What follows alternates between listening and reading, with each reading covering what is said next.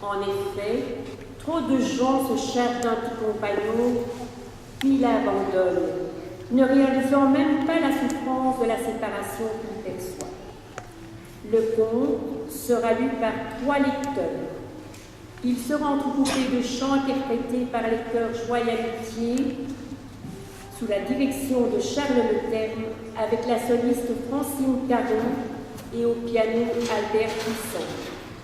Quelques enfants feront de la figuration en compagnie du loup Ramsès, un vrai loup, qui a participé au tournage du film La jeune fille et le loup. En fin de représentation, ceux qui le désirent pourront se faire photographier avec Ramsès. Le photographe vous enverra la photo via votre email et c'est gratuit. Donc, bon spectacle à tous. Je demanderai aux enfants, pour ne pas troubler la lecture du conte, d'être gentils et surtout de se taire. Merci et bonne soirée à tous.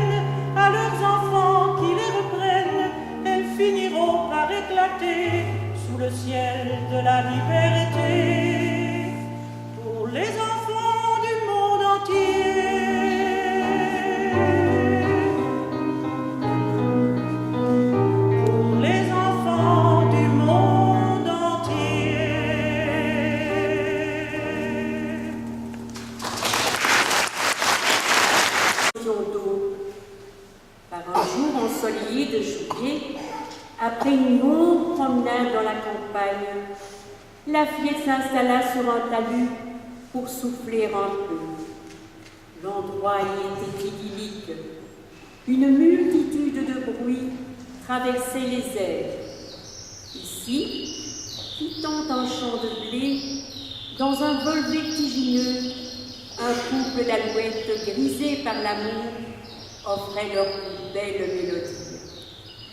Là-bas, le grincement continu et saccadé d'une faucheuse planait et s'évanouissait dans la brise estivale. Au loin, le hennissement des chevaux de trait, souffrant sous le poids d'un lourd chariot de blé, troublait de temps à autre le calme campagnard. Tout à coup, l'attention de Valentine fut attirée par un bruit à peine perceptible. Elle tendit l'oreille ici et là. Elle observa les alentours et s'approcha d'un pré verdoyant où broutaient paisiblement quelques vaches. Elle y découvrit un léger bouillonnement d'eau sortant de terre et creusait un sillon peu profond. L'une d'elles brillait de 1000 éclats, on aurait dit un diamant. Elle se gonfla, s'approcha de la fillette et lui parla de la sorte. Dis petite, je te vois surprise. Tes yeux ne sont pas assez grands pour des... Des poules d'eau s'affairaient à fouiller la vase du courant qui chantonnait. Enfin, Valentine aperçut la roue à ombre du moulin qui tournait sans cesse.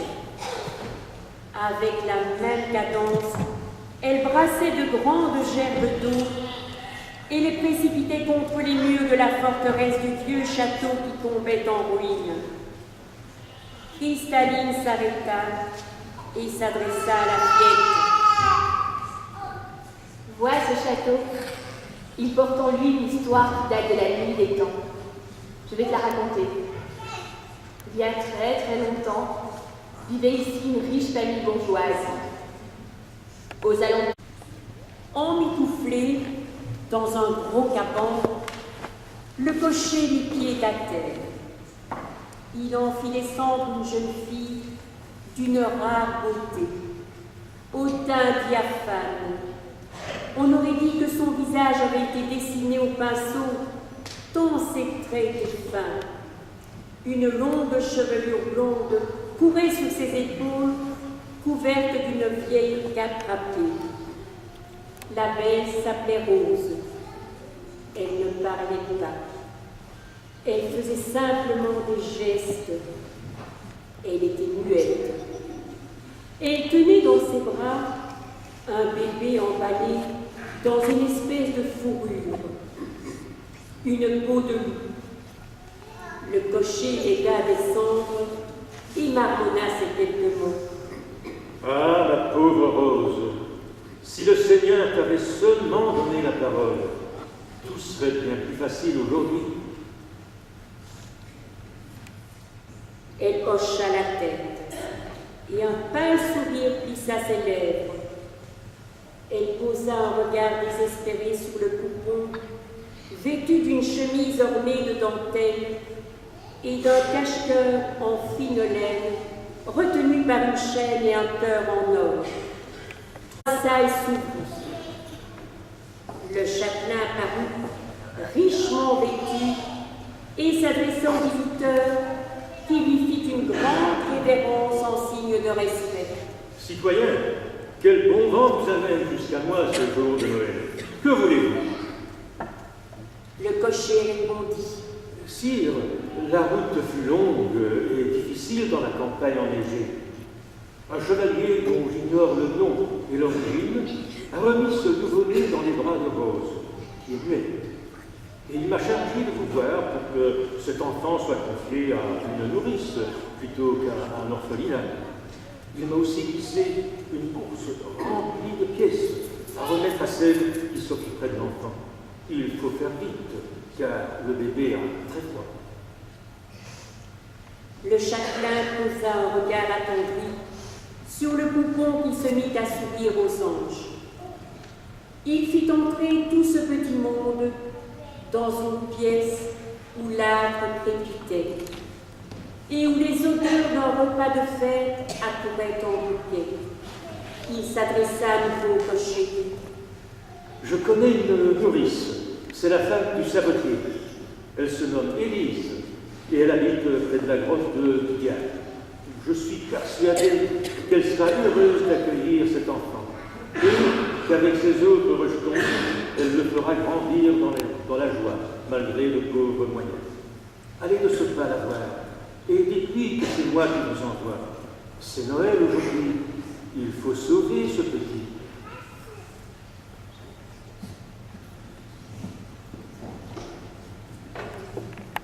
La fatigue et le mauvais temps.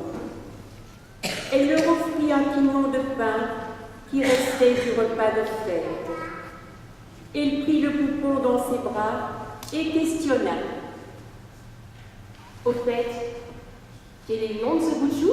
Aucune idée. Il a plus ou moins l'âge de mon dernier, qui s'appelle Jean. Aujourd'hui, c'est Noël. Si on l'appelait Jean-Noël, tous deux grandiront ensemble.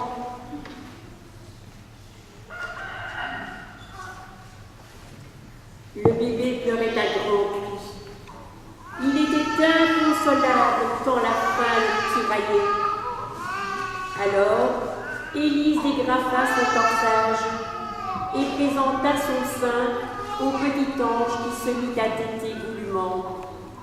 C'est une des seules choses qu'il ne faut pas apprendre à un nouveau-né. Le cocher déposa la bourse remplie de pièces sur la cheminée. Sa mission était accomplie. Avec Rose, il s'en retourna, je ne sais où.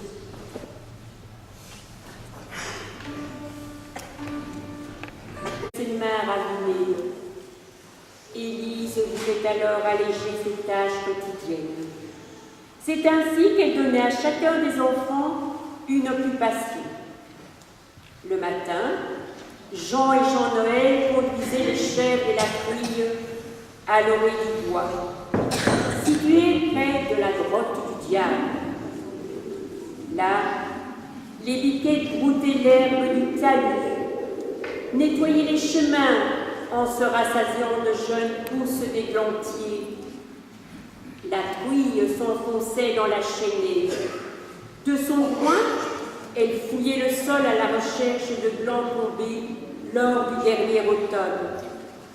Tout en surveillant le bétail, les deux enfants ramassaient des branches mortes qu'ils réunissaient en fagots. Elles viendraient bien à point pour faire crépiter l'âtre en hiver.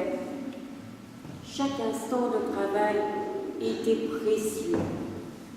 Avant leur départ, Élise inondait les deux gamins de recommandations. Surveillez bien les biquettes. Ne vous aventurez pas trop loin dans la forêt. Certains disent avoir entendu le hurlement des loups. Tiraillés par la faim, ils sont de retour.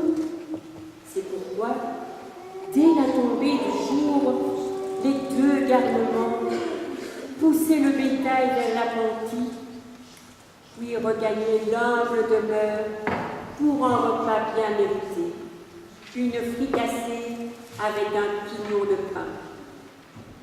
Pour les enfants, les mêmes gestes se représentaient chaque jour, surveiller le bétail. Pour se distraire, suivant la saison, ils ramassaient des champignons des bois, cueillaient des mules sauvages, poursuivaient les papillons.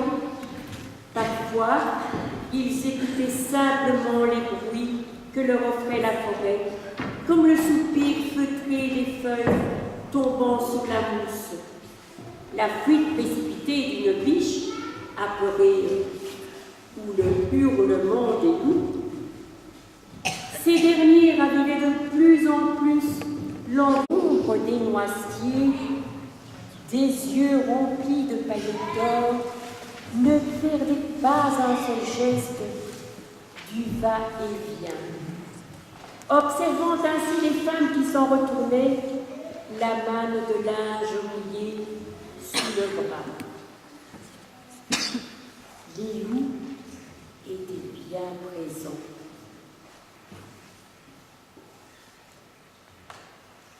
Le chef de la meute, un animal robuste, au pelage fauve, s'avançait doucement. Né au vent, il humait toutes les odeurs qui arrivaient vers lui, surtout celles de l'homme dont il se méfiait très fort. Il se souvenait de la mort atroce de l'un des siens pris au piège la saison dernière. Jean-Noël était en admiration. Son souhait le plus cher se réalisait. Le gamin les observa un bon moment. Puis, Tout à coup, un frisson d'effroi l'envahit. Il se remémora les recommandations